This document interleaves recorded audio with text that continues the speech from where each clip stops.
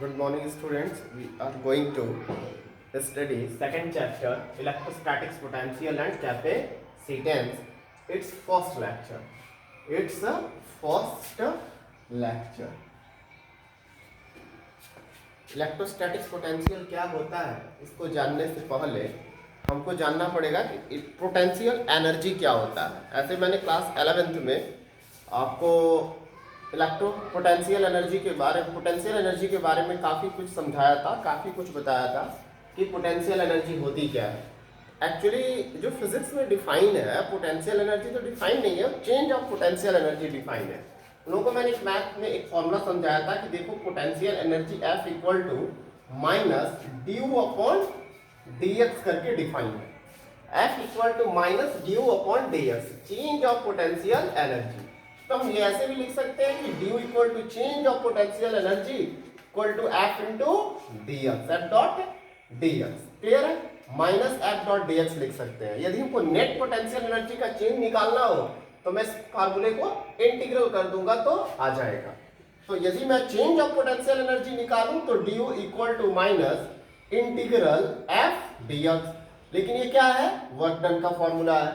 ये क्या है? वर्क डन का फॉर्मूला है। और क्लास 11 में तुम लोगों को मैंने बताया था कि change of potential energy equal to क्या होता है? Negative of work done by the conservative force. Negative of work done by the conservative force. Clear है? तो इलेक्ट्रोस्टैटिक्स जो फोर्स है, आपने क्लास फर्स्ट चैप्टर में आपने पढ़ा कि जो इलेक्ट्रोस्टैटिक्स फोर्स है वो क्या है?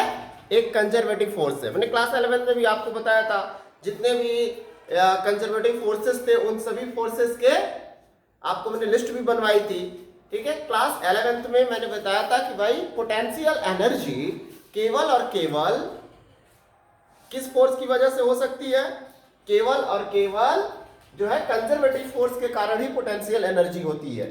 ठीक है? नॉन कंजर्वेटिव फोर्स के कारण कोई पोटेंशियल एनर्जी पॉसिबल नहीं है। तो अब इलेक्ट्रोस्टैटिक्स फोर्स चूंकि एक कंजर्वेटिव फोर्स है इसलिए इसकी पोटेंशियल एनर्जी होगी। अब हम पोटेंशियल एनर्जी को थोड़ा सा समझते हैं जिससे हमें इलेक्ट्रिक पोटेंशियल इजीली समझ में आ जाएगा भाई। तो पोटेंशियल एनर्जी क्या था, कैसे हम जानते हैं? यदि मान लो कि यहाँ पर एक पॉजिटिव चार्ज है, मैंने यहाँ पर एक क्यू कूलम का पॉजिटिव चार्ज रख दिया जो कि फिक्स्ड है, ये रेस्ट में है। ठीक है? और इससे इनफाइनाइट इसके सेंटर से इनफाइनाइट डिस्टेंस पर एक मैंने टेस्ट चार्ज रखा। ठीक है ना? तो हम जानते हैं कि इन दोनों के बीच लगने वाला अट्रैक्शन या रिपल्सन फोर्सेस जीरो होंगी। बहुत ज्यादा डिस्टेंस है, आर की वैल्यू इनफाइनाइट हो जाएगी जिससे इनके बीच के फोर्सेस जीरो हो जाएंगे, कोई अट्रैक्शन या रिपल्सन फोर्स नहीं होगा। क्लियर है? अब यदि हम इस टेस्ट चार्ज को इंफिनिटी से धीरे धीरे धीरे धीरे करके विदाउट एक्सेलरेशन, ध्यान देना, without acceleration step by step इसको इनफाइनाइट पार्ट्स में तोड़ के स्लोली स्लोली वेरी स्लोली लेकर इसको कहां आए? इस चार्ज के पास लेकर आए। जैसे ही इसके इलेक्ट्रिक फील्ड में ये आएगा वैसे ही इस पर ये सोर्स चार्ज इस पर एक फोर्स लगाना स्टार्ट कर देगा। और जब ये फोर्स लगाना स्टार्ट कर देगा तो हमें क्या करना पड़ेगा? इसको यहां से इलेक्ट्रिक फील्ड में यहां लाने में वर्क करना पड़ेगा। क्या करना पड़ेगा? वर्क करना पड़ेगा। और ये वर्क जो है ये क्या होगा? इसमें स्टोर हो जाएगा। ये वर्क जो होगा वो क्या होगा?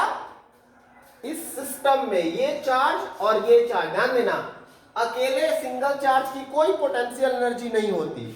अकेले सिंगल चार्ज की कोई पोटेंशियल एनर्जी नहीं होती।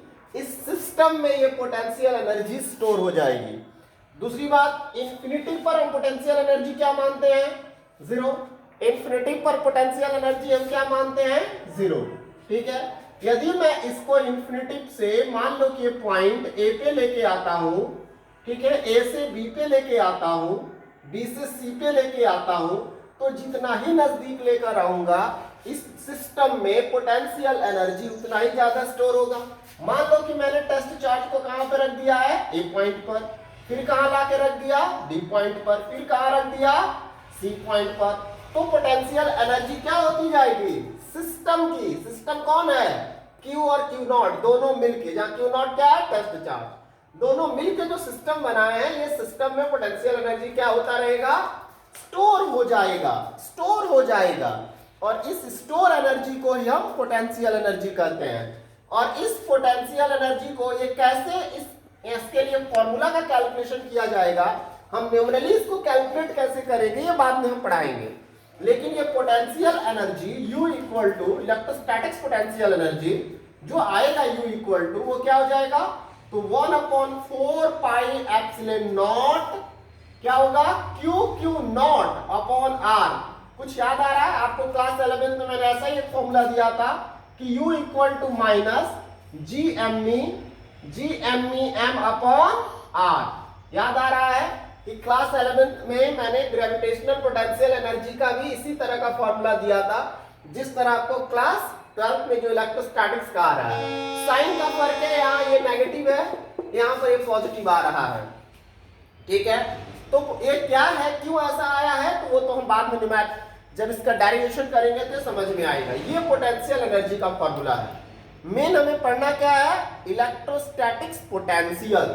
तो पहले हमने बताया कि इलेक्ट्रोस्टैटिक्स पोटेंशियल एनर्जी जब आप जान जाओगे तो इलेक्ट्रोस्टैटिक्स पोटेंशियल एनर्जी क्या है बेटा, तो किसी टेस्ट चार्ज को, किसी भी चार्ज को, टेस्ट चार्ज या किसी दूसरे चार्ज को इन्फिनिटी से ला करके किसी दूसरे चार्ज के पास रखने पर जो हम एक्सटर्नल एजेंट के द्वारा जो वर्क करना पड़ता है, एक्सटर्नल एजेंट के द्वारा जो वर्क करना पड़ता है, वो वर्क ही क्या है, पोटेंशियल एनर्जी के रूप में सिस्टम में स्टोर होता है। इस फार्मूले की जो खास बात है, जो इसकी गुडनेस है, वो देखो आप, इस फार्मूले में इस दोनों चार्ज को मिला के जो सिस्टम स्टोर करेगा एनर्जी, जैसे मान लो यहां से यहां तक का डिस्टेंस R है यदि, तो जो एनर्जी स्टोर होगा वो एनर्जी केवल और केवल दोनों चार्जेस के प्रोडक्ट पे और दोनों चार्जेस के सेंटर टू सेंटर के डिस्टेंस पे डिपेंड करता है और किसी दूसरे बात पे डिपेंड नहीं करता।